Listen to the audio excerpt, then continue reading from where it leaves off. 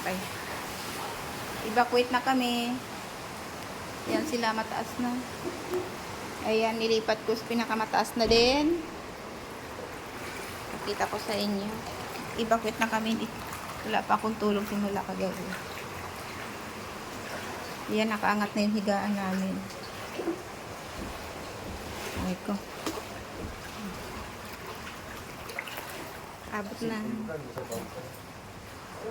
Yan, abot na po.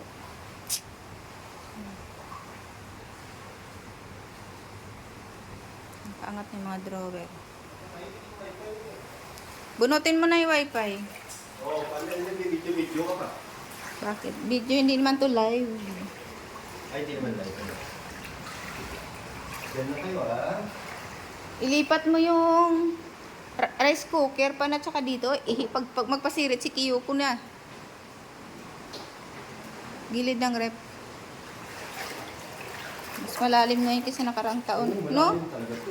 Malalim. Grabe, 2 days pa lang. Itong kinakabahan ko, paano na yun?